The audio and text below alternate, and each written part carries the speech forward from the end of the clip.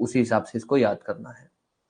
कल अपने जो पढ़ चुके थे, कल अपने सेक्शन 2(1) से लेकर सेक्शन 2(9) बोल दो, 11 बोल दो, अपने इंपोर्ट तक पढ़ चुके थे। इन शॉर्ट 11 ले लो, चलो इंपोर्ट तक हम पढ़ चुके थे, एक्सपोर्ट के बाद इंपोर्ट तक, यहां तक हम पढ़ चुके थे।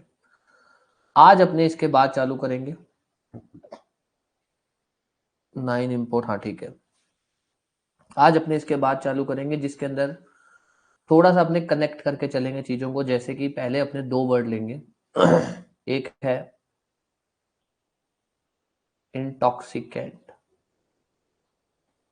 और दूसरा है इंटॉक्सिकेटिंग ड्रग।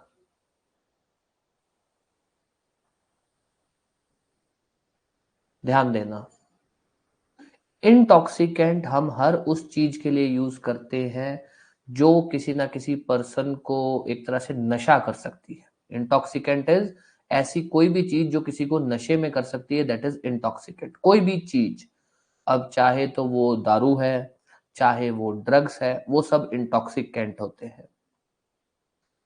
इंटॉक्सिकेटिंग ड्रग जो होती है, इंटॉक्सिकेटिंग ड्रग के अंदर आता है जो नॉर्मली हम लोग सुनते हैं गांजा, अफीम, ये जितनी भी चीजें होती है वो होती है इंटॉक्सिकेटिंग ड्रग। तो ध्यान रखना, पहली बात, अगर वो हमसे पूछता है भाई इंटॉक्सिकेंट क्या क्या होते हैं, क्या क्या चीजें इंटॉक्सिकेंट होती हैं, तो सब कुछ इंटॉक्सिकेंट होता है। मतलब जो चीजें इंसान को चाहे बोल दो कि भाई नशे में कर सकती हैं, चाहे तो वो है लिकर, चाहे वो है ड्रग, ये सब इंटॉक्सिकेंट है, दोनों चीजें इंटॉक्सिकेंट है। इंटॉक्सिकेटिंग ड्रग क्या होता है, इसके अंदर आपका आता है भांग, गांजा, कैनेबीज, भांग के पौधे को कहा जाता है उसके अलावा सिंधी। अब ध्यान देना, उसके अलावा ऐसा कोई भी ड्रग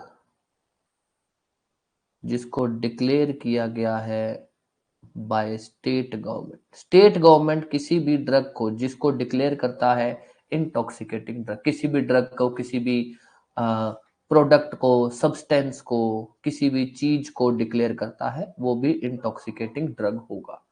पर ध्यान रखना, क्या इंटॉक्सिकेटिंग ड्रग नहीं होता है, इंटॉक्सिकेटिंग ड्रग नहीं होगा।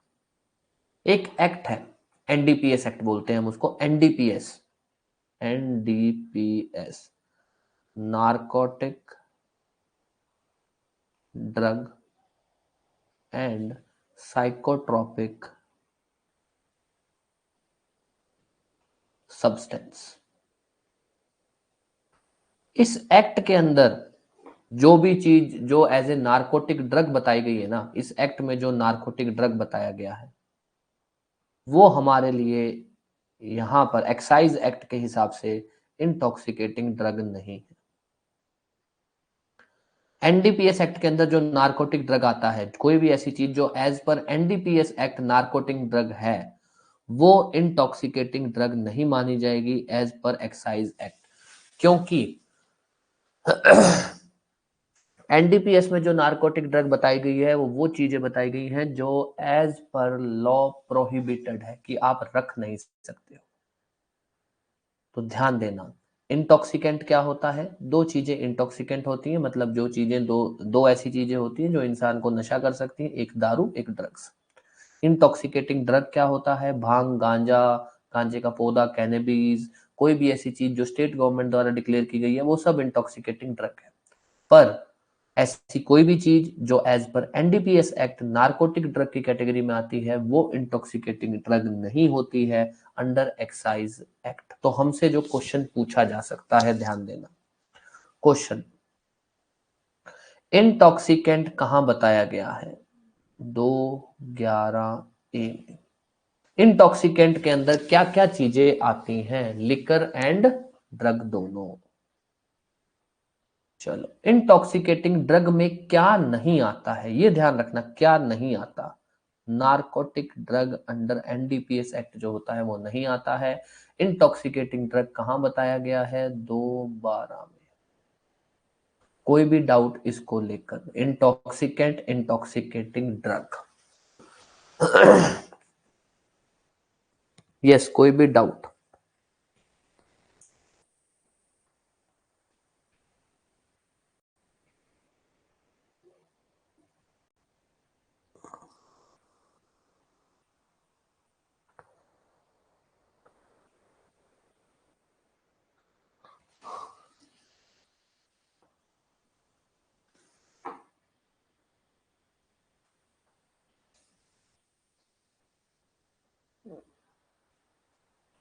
Liquor and spirit.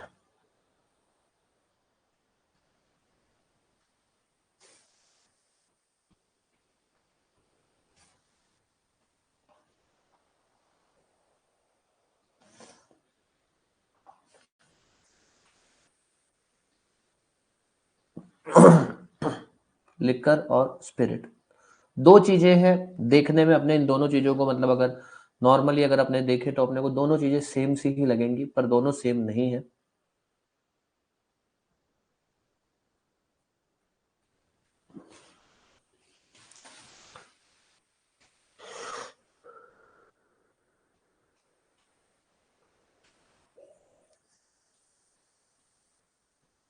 ध्यान देना, लिकर हम यूज करते हैं दारू के लिए।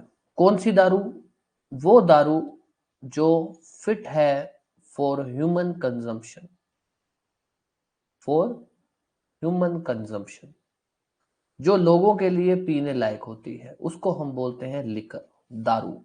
हम इसको और भी बोल सकते हैं, अगर इसको बेसिक नाम दें, ऐसा वो लिक्विड जिसमें अल्कोहल होता है, वो लिक्विड जिसमें अल्कोहल होता है।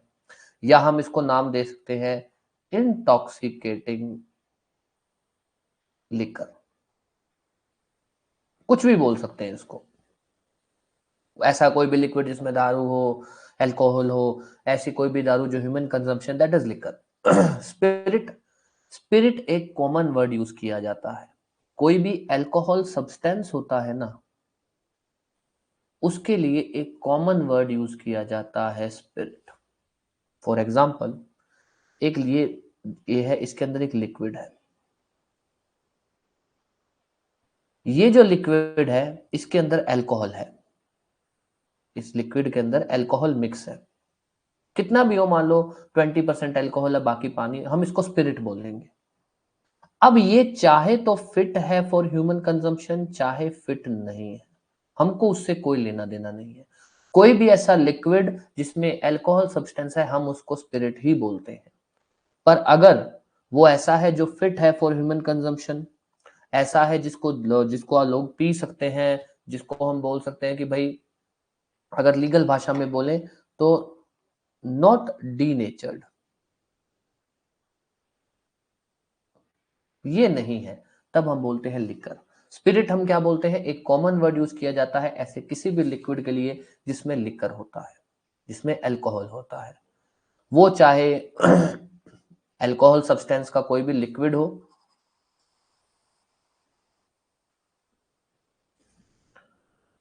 वो चाहे तो डीनेचर्ड है,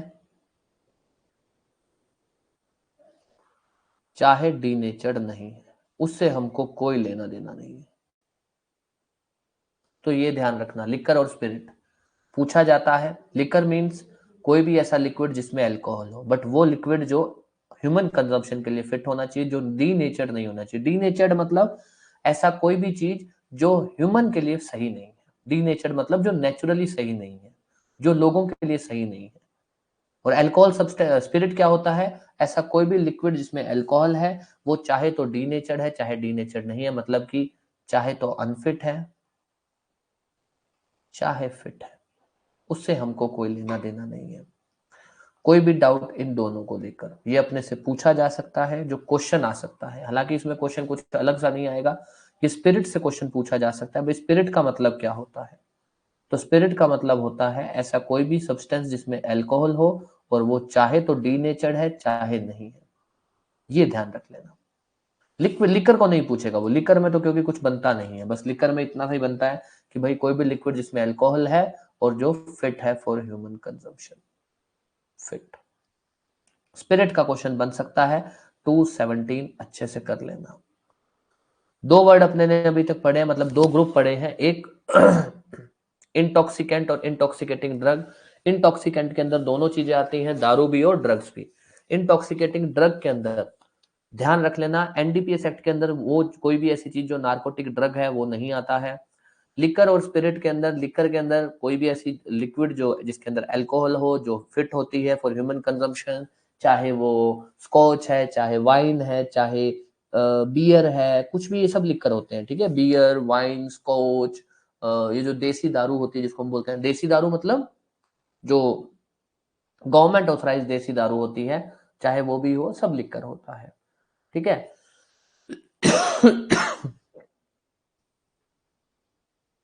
स्पिरिट के अंदर, स्पिरिट सिंपल सा होता है कि भाई कोई भी ऐसा लिक्विड जिसमें अल्कोहल है जो ह्यूमन कंजम्पशन के लिए फिट है नहीं है, कोई मैटर नहीं करता।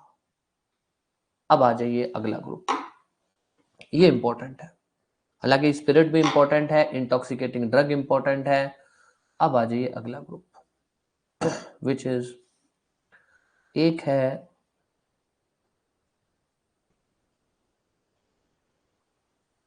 Cell of liquor,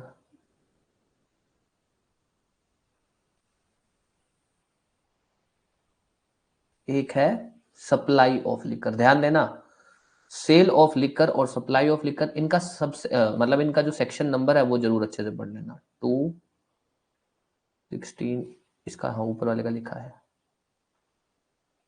217A, 16A और 17A। अमेंडमेंट में अपने, जब अपने अमेंडमेंट पढ़ेंगे ना, तब अपने देख लेंगे कि ये कब ऐड हुए थे, 2017 में हुए थे, पर अपने अमेंडमेंट को अलग से पढ़ेंगे तब ये सब कवर हो जाएगा। अब आते हैं सेल ऑफ लिकर और सप्लाई ऑफ लिकर। ध्यान देना, सेल ऑफ लिकर का मतलब क्या होता है, जब कोई इंसान ठेके से दारू खरीदता है, ठीक है, ठेके से दारू जो खरीदी जाती है, that is sale of liquor. Sale of liquor का मतलब क्या होता है, जब दारू ठेके से खरीदी जाती है, उसमें होता क्या है, आप दारू ठेके से खरीदते हैं, वाइन शॉप से दारू खरीदते हैं, और आप अपने घर जाके या फिर मतलब जहां से आपने दारू खरीदी है वहां से नहीं, वहां पे नहीं पिएंगे, that is sale of liquor. Sale of liquor का कंसेप्ट क्या होता है, सेल ऑफ लिकर टर्म कब यूज की जाती है, जब आप दारू जहां से खरीद रहे होते हैं आप वहां दारू नहीं पीते हैं। कैसे होता है ये, ठेके से दारू खरीदी, ठेके पे थोड़ी पीते हो, घर जाके पीते हो, ठीक है। या फिर घर जाके नहीं तो कोई कोई भी, मतलब ठेके पे नहीं पीते हो, कहीं और पीते हो, वो अलग चीज है। सप्लाई ऑफ लिकर क्या होता है, सप्लाई ऑफ लिकर हम तब यूज करते हैं जब बार में दारू पीते हो, बार वाला आपको दारू देता है और आप बार के अंदर ही बैठ के दारू पीते हो, that is supply of liquor. तो सेल ऑफ लिकर हम कब यूज करते हैं, सेल ऑफ लिकर हम यूज करते हैं मतलब सेल ऑफ लिकर जो टर्म है वो तब यूज की जाती है कि जब जो लिकर है, जो दारू है, वो आपने जहां से खरीदी है, आप वहां पे उसका कंजम्पशन नहीं करते हैं। दारू जो है परचेज की जाती है एक प्लेस से, और वहां पे उसको कंज्यूम नहीं किया जाता, उसको हम बोलते हैं sale of liquor. Supply of liquor क्या होता है, सप्लाई ऑफ लिकर होता है कि आप जो है दारू को परचेज करते हैं होटल, मतलब बार जो होता है, कॉमन ड्रिंकिंग हाउस, होटल, बार, वहां से, और वहीं पे ही आप उसको कंज्यूम करते हैं, तब हम टर्म यूज करते हैं सप्लाई ऑफ लिकर। तो सेल ऑफ लिकर में हम क्या बोलते हैं, liquor purchased by, sorry purchased by नहीं, purchased from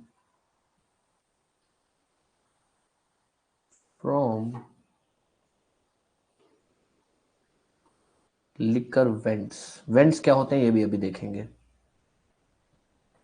consumed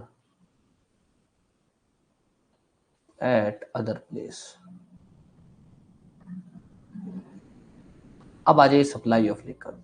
liquor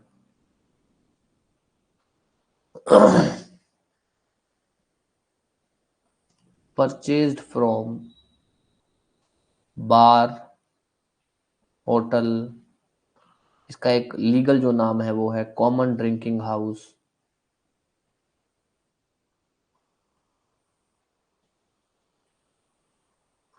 and consumed at same place. Liquor vend क्या होता है, यहीं से एक बात आ जाती है, लिकर वेंड क्या होता है, लिकर परचेज फ्रॉम लिकर वेंड, ये लिकर वेंड क्या है? लिकर वेंड को लेकर आपका है section 213A।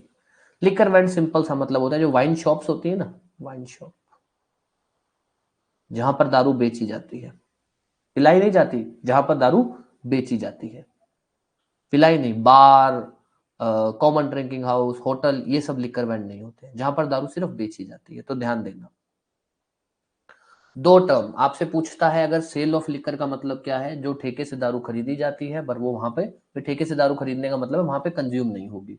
Supply of liquor क्या होता है, बार में ही आप दारू खरीदते हो और बार में ही आप उसको कंज्यूम करते हो, that is supply of liquor. Sale of liquor 16A है, सप्लाई ऑफ लिकर 17A है। कोई भी डाउट, कुछ भी? Sale of liquor, supply of liquor, liquor vend, इनके सबसेक्शन जो सेक्शन नंबर है वो अच्छे से ध्यान दे देना।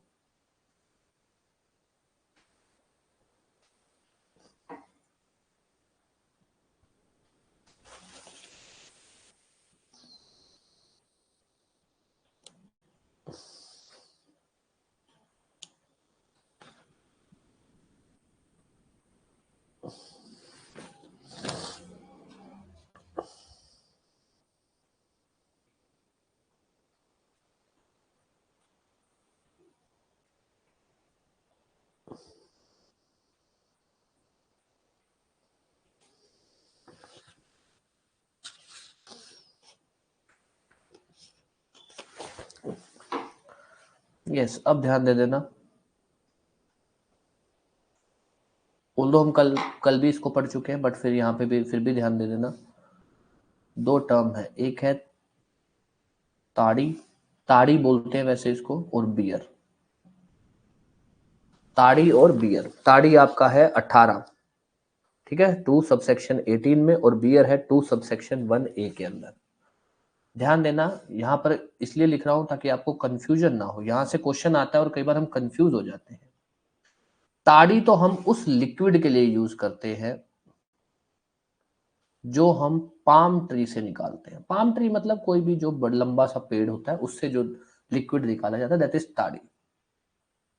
बियर क्या होता है, जो मॉल्ट से बनाया जाता है, गेहूं से, वीट, वो लिक्विड जो मॉल्ट से बनाया जाता है, दैट इज बियर। तो ध्यान दे देना, बियर एक लिक्विड होता है जो गेहूं से बनता है, मॉल्ट। ताड़ी एक लिक्विड होता है जो पेड़ से ऑर्गेनिकली निकाला जाता है और नो डाउट ये भी एक नशे की चीज होती है, बट ये ऑर्गेनिकली निकाला जाता है, और हम इसको क्या बोलते हैं कि ये पाम ट्री से निकाला जाता है। तो ध्यान देना, बियर में मत कर देना कि बियर पाम ट्री से निकलती है, नहीं, बियर बनाई जाती है, गेहूं से बनती है, जिसको हम क्या बोलते हैं, मॉल्ट। जो प्रोडक्ट होता है क्या बोलते हैं, मॉल्ट। ताड़ी जो होती है वो ऑर्गेनिकली निकलता है फ्रॉम पाम ट्री। साउथ के अंदर अगर अपने जाएंगे तो आपको ये कई जगह ऐसा दिखेगा। तो ये चीज बस ध्यान दे देना, बाकी कोई दिक्कत नहीं है। इतने ही आपको, मतलब आज के जो डेफिनेशन वाला सेक्शन है इसमें इतने ही वर्ड है जो अपने को देखने। डेफिनेशन का आपका सेक्शन यहाँ पर खत्म होता है। जितने भी इंपॉर्टेंट जो भी हैं, जो भी आपसे पूछे जा सकते हैं वो मैंने एक एक बता दिए हैं। आपको सेक्शन 2 को लेकर एक प्रॉपर एक छोटा सा टेस्ट, सेक्शन 2, जहां जिसके अंदर आपके सेक्शन 2 से जो भी छोटे से छोटा, बड़े से बड़ा जो भी क्वेश्चन आ सकता है वो सब उसके अंदर होगा। एक टेस्ट मिल जाएगा, आप उसको अटेम्प्ट करना, उसको अच्छे से कवर करना। माइनर और लोकल लॉ को लेकर अपनी यही स्ट्रेटेजी रहेगी।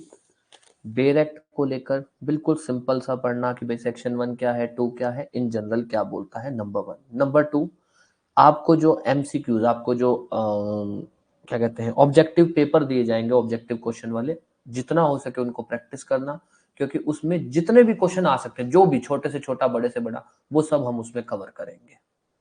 तो अगर आपने वो क्वेश्चंस भी कवर कर लिए तो मुझे नहीं लगता उससे बाहर कुछ आ सकता है, ठीक है। तो डेफिनेशन वाला अपना यहाँ खत्म होता है। अब अपने चलते हैं अगले मतलब पार्ट के ऊपर। मतलब अपने ने शुरू में जब बोला था कि भाई अपने एक्साइज एक्ट को कुछ पार्ट्स में पढ़ेंगे, पहले पढ़ेंगे सेक्शन 1 से लेकर 7 तक। अभी अपने ने सेक्शन 2 खत्म किया है। अब अपने आते हैं सेक्शन 3 तो चलो है ही नहीं। 4, 5, 6 और 7 ध्यान देना, वैसे तो ये 4, 5, 6 और 7 में कुछ इतना इंपॉर्टेंट नहीं है, मैं ये बोल दूं कि बहुत ही इंपॉर्टेंट बातें इसमें बोली गई हैं कुछ इतना इंपॉर्टेंट नहीं है, पर यहां से क्वेश्चन बन सकते हैं। तो अपने यहाँ ये देखेंगे भाई क्वेश्चन बन कैसे सकते हैं। पहली बात तो ये सेक्शंस बोलते क्या क्या हैं, और यहां से अगर क्वेश्चन बन सकते हैं तो वो क्या क्या क्वेश्चन आ सकते हैं। ठीक है, तो पहले अपने ये डिस्कस कर लेते हैं भाई 4, 5, 6 और 7 में है क्या क्या।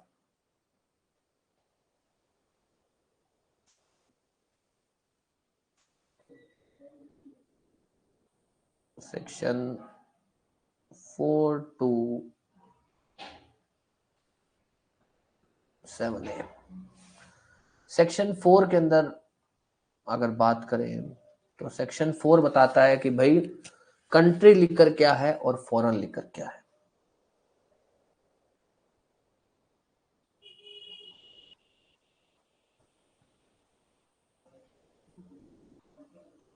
ध्यान देना, कोई भी लिकर, कंट्री लिकर है या कोई भी लिकर फॉरेन लिकर है, उसको डिक्लेयर करने की पावर स्टेट गवर्नमेंट के पास है। किसके पास है पावर? कोई भी लिकर, मान लीजिए कोई भी दारू जो है वो कंट्री लिकर मानी जाएगी, मतलब देसी दारू मानी जाएगी, फॉरेन लिकर मानी जाएगी, डिक्लेयर करने की पावर किसके पास है? स्टेट गवर्नमेंट के पास। अब आता है हमसे क्या क्वेश्चन पूछा जाता है। हमसे क्वेश्चन जो एक बार आया हुआ है कि कौन से सेक्शन के अंदर कंट्री लिकर और फॉरेन लिकर डिफाइन किया गया है। डिफाइन तो कहीं भी नहीं किया गया, देखा जाए तो एग्जैक्टली तो डिफाइन कहीं भी नहीं किया गया। बस इतना ध्यान रख लेना कि सेक्शन 4 जो है वो कंट्री लिकर और फॉरेन लिकर के बारे में बताता है, जो ये बोलता है कि कौन सा लिकर कंट्री लिकर है या कौन सा लिकर फॉरेन लिकर है, वो किसके पास पावर है? स्टेट गवर्नमेंट के पास। अगर डेफिनेशन की भी बात करें, वो liquor which has been declared by state government to be a country liquor, वो कंट्री लिकर है। वो लिकर जिसको स्टेट गवर्नमेंट ने डिक्लेयर कर दिया फॉरेन लिकर, वो फॉरेन लिकर है। कुछ इसमें कुछ इतना इंपॉर्टेंट नहीं है, बट जो क्वेश्चन आया हुआ है वो ध्यान देना। कौन सा सेक्शन, सॉरी हाँ सही है, कौन सा सेक्शन जो है जो डिफाइन करता है कंट्री लिकर को और फॉरेन लिकर को? सेक्शन 4। एक ये ध्यान दे देना। सेम चीज दूसरा भी सेक्शन है, एक मिनट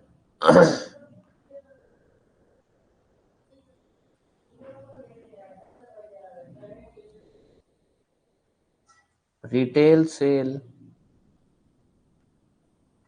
होलसेल सेल, मतलब कि कब हम ये मानेंगे कि जो दारू की सेल हुई है, ऑब्वियस हम एक्साइज एक्ट पढ़ रहे हैं तो हमको तो जो ये दारू ड्रग्स इनसे ही मतलब है। कब हम ये मानेंगे कि जो इनकी जो दारू की सेल हुई है, जो इनटॉक्सिकेंट जो प्रोडक्ट है उनकी जो सेल हुई है वो रिटेल सेल है। कब हम ये मानेंगे कि ये होलसेल होलसेल सेल है? या फिर इन शॉर्ट बोलूं,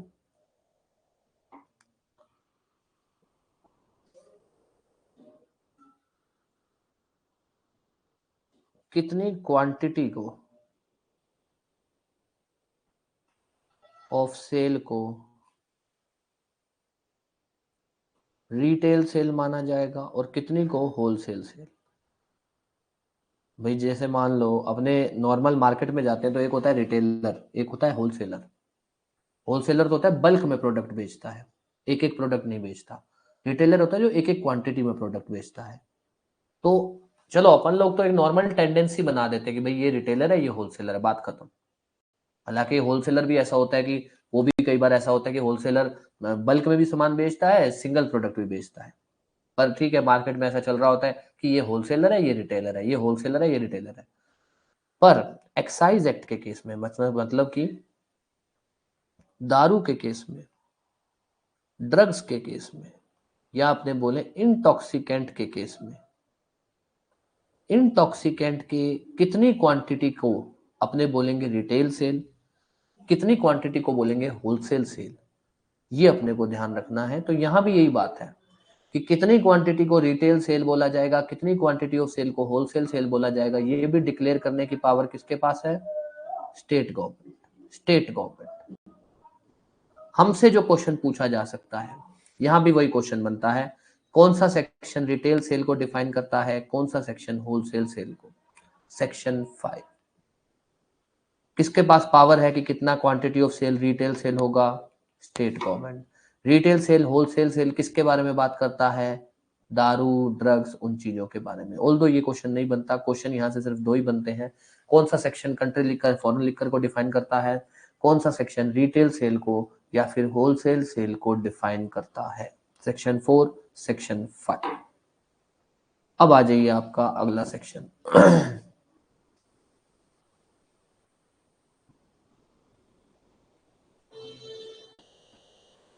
सेक्शन 6 इंपॉर्टेंट है, सबसे ज्यादा आने के चांसेस है इस क्वेश्चन के, विच इज कि ये जो एक्ट है,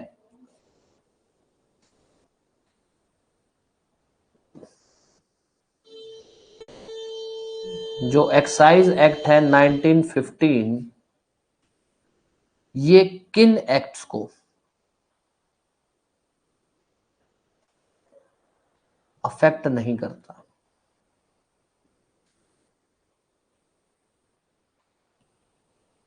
विच मीन्स, दूसरा तरीका कि एक्साइज एक्ट के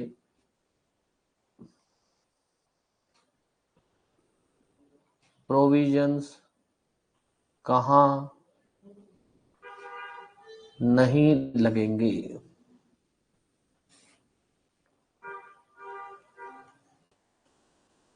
या फिर ये बोल सकते हैं कि भाई एक्साइज एक्ट अपनी जगह काम करेगा, उसके अलावा मान लीजिए कोई एक एरिया है जिसमें एक्साइज एक्ट भी लग रहा है,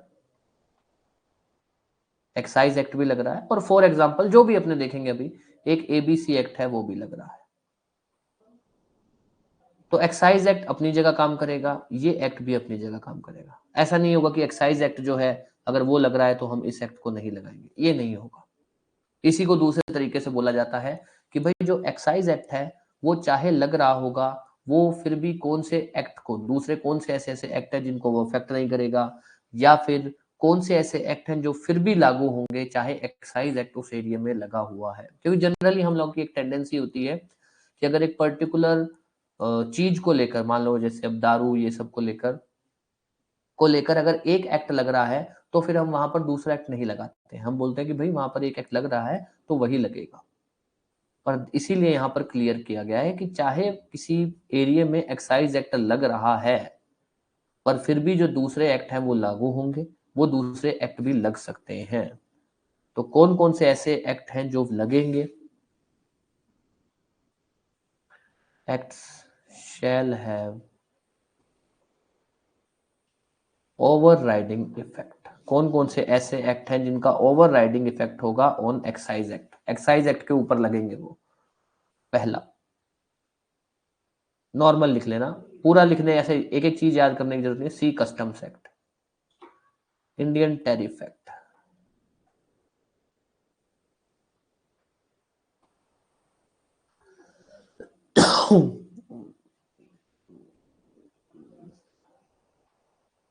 कंटोनमेंट एक्ट।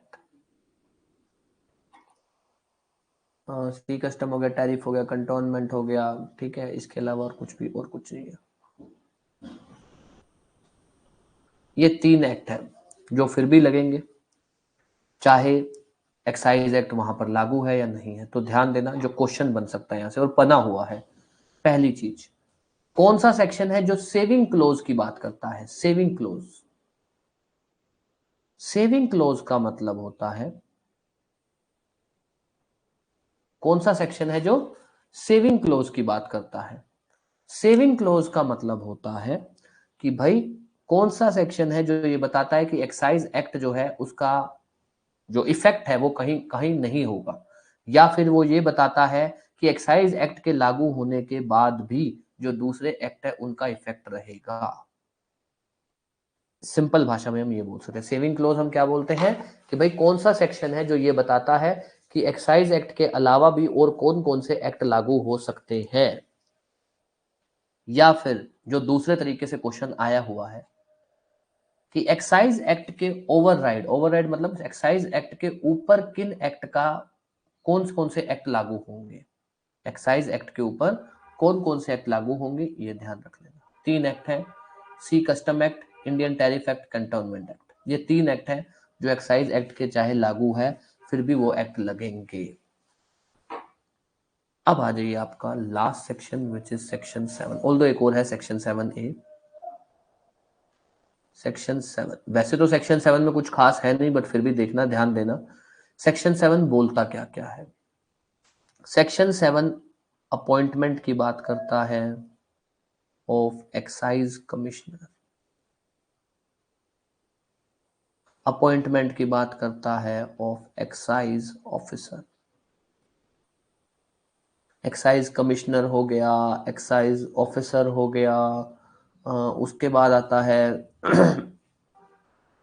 पावर देता है स्टेट गवर्नमेंट को टू डेलीगेट इट्स पावर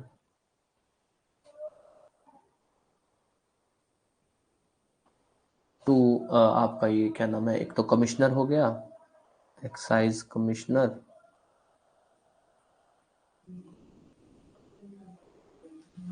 और चीफ रिवेन्यू अथॉरिटी को।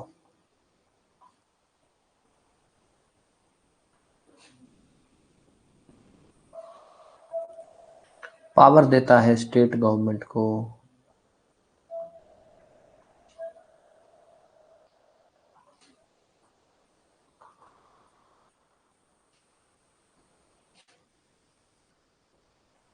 टू विड्रॉ पावर्स, इसके अलावा और कुछ भी नहीं।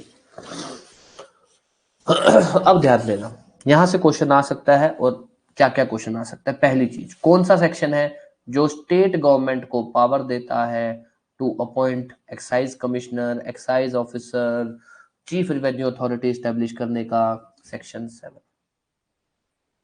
कौन से सेक्शन में एक्साइज कमिश्नर, एक्साइज ऑफिसर, ये जितने भी अथॉरिटीज हैं, रेवेन्यू अथॉरिटी, इनकी अपॉइंटमेंट की बात है सेक्शन 7। एक चीज, एक्साइज ऑफिसर किसको बनाया जा सकता है, तो ध्यान दे देना, कलेक्टर को बनाया जा सकता है excise officer.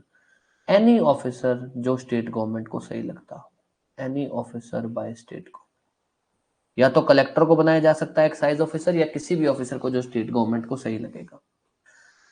Section 7 state government को, स्टेट गवर्नमेंट के पास इस एक्ट के अंदर जो भी पावर है, मान लीजिए स्टेट गवर्नमेंट के पास पावर है एक्साइज ऑफिसर को अपॉइंट करने की, स्टेट गवर्नमेंट के पास पावर है foreign liquor, country liquor declare करने की, स्टेट गवर्नमेंट के पास पावर है retail sale, wholesale sale declare करने की। स्टेट गवर्नमेंट ये जो अपनी पावर है ना इस एक्ट की, एक्साइज एक्ट की पावर, ये पावर अपनी डेलीगेट कर सकता है। डेलीगेट मतलब ये अपनी पावर दे सकता है किसको? एक्साइज कमिश्नर को, चीफ रिवेन्यू अथॉरिटी को। तो ध्यान रखना, एक क्वेश्चन आ सकता है कि भाई स्टेट गवर्नमेंट जो है अपनी पावर किसको डेलीगेट कर सकता है? इन दोनों में से किसी को भी, दोनों को भी कर सकता है, इन दोनों में से किसी को भी। बस सेक्शन 62 की पावर डेलीगेट नहीं होगी, which means rule making power. Section 62 state government को पावर देता है कि स्टेट गवर्नमेंट इस एक्ट को लागू करने के लिए, इस एक्ट को इफेक्टिव करने के लिए रूल बना सकता है, वो डेलीगेट नहीं होगा। नॉट इंपॉर्टेंट, बस अपने इतना ध्यान रख लेना, स्टेट गवर्नमेंट अपनी पावर किस किस को डेलीगेट कर सकता है। और तीसरा इसमें यह है कि स्टेट गवर्नमेंट ने अगर अपनी पावर किसी को दी है तो पावर उससे ले भी सकता है वापस। सेक्शन 7 बहुत इंपॉर्टेंट है, इसके अंदर जो क्वेश्चन आ सकते हैं, एक, कौन सा सेक्शन है जो एक्साइज कमिश्नर, एक्साइज ऑफिसर, इनकी अपॉइंटमेंट की बात करता है? किसके पास पावर है appointment of excise commissioner, excise officer? State government के पास। एक्साइज ऑफिसर किसको बनाया जा सकता है? कलेक्टर को बनाया जा सकता है, किसी भी पर्सन को बनाया जा सकता है, कोई भी ऐसा ऑफिसर को बनाया जा सकता है जिसको स्टेट गवर्नमेंट को सही लगता है।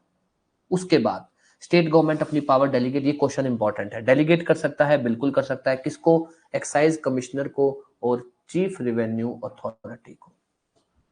देन इज सेक्शन 7A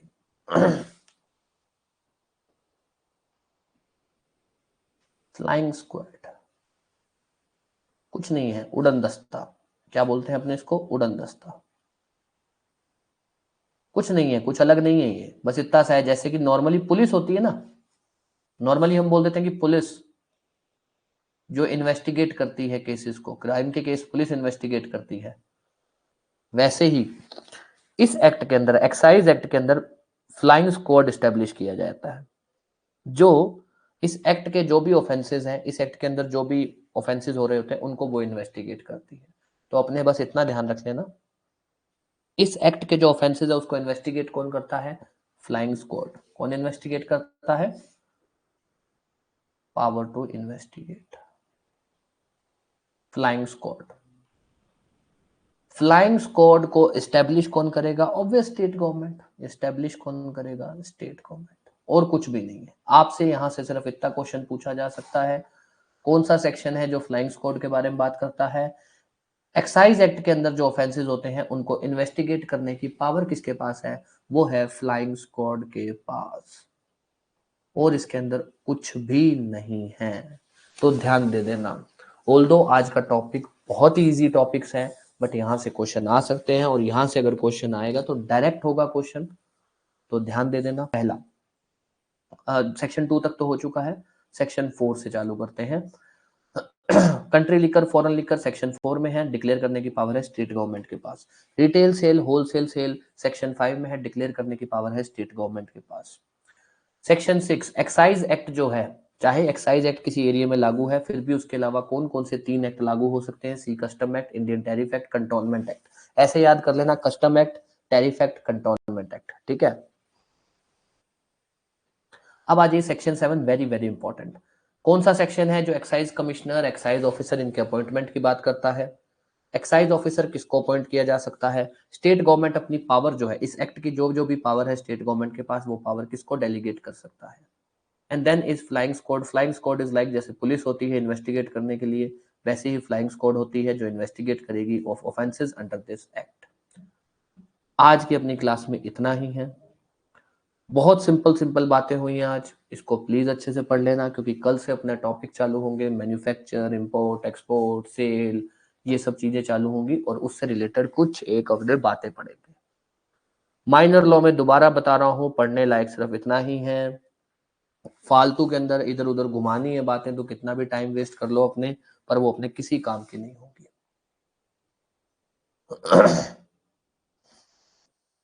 ठीक है, तो अब अपने क्लास खत्म करते हैं। आपको कुछ भी पूछना हो तो आप पूछ सकते हो।